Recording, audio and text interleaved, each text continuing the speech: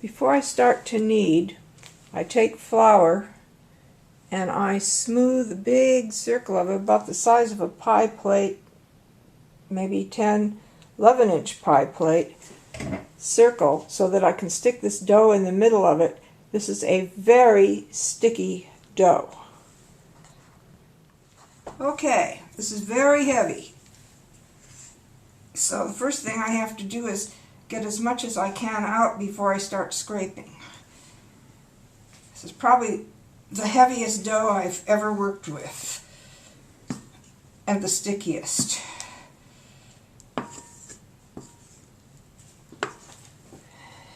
It's probably almost already kneaded, but I always have to do the finishing touch this way, and it's always a very sticky job. Now I'm going to have to start using the scraper to get the rest of this out. Okay, stuff is so sticky that without a knife I cannot get it off the spoon or anywhere else. And you can see how it's already almost filled up this whole circle of flour I've got. See if we can get some more out.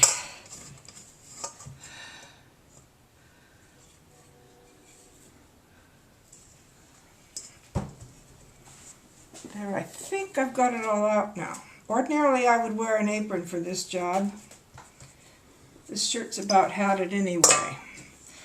So the next thing I do is I lift the corners here and get some of the flour onto this so it's not quite as sticky to work with. This is definitely not what most people would do.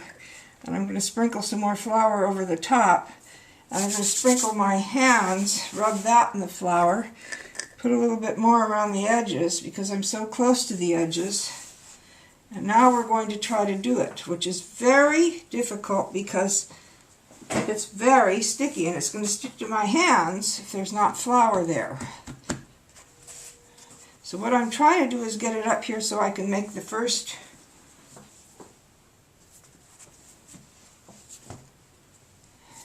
throw here.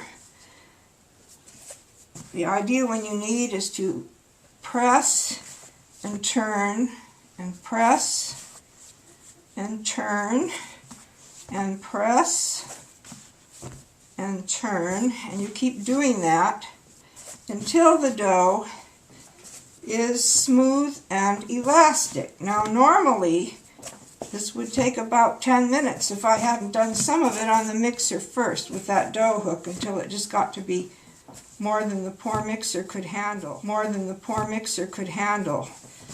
Mixers are generally pretty good on the white breads, but this one has so much rye flour in it. This is going to make a couple probably. I didn't weigh this, but this is probably a good 3 pounds here, maybe even more. So most mixers aren't really able to deal with that. You can see how it comes back up a little bit if I hit it, but not enough. Although this one is never going to come up as much as some breads do.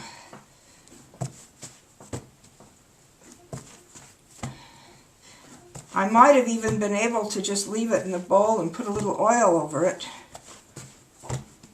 Now it's starting to get down to the place where it's picking up all the flour and it's starting to stick to my hands. So I need to get a bit more flour in my hands and around here. This is supposed to be shiny when I finish with it, but of course when it picks up all the flour it's not going to look shiny. And this bread, because it has whole grain in it, is going to be a little bumpy too, so it's not going to look perfectly smooth like your average bread dough would. Just sticking my hands again. Got to get the flour.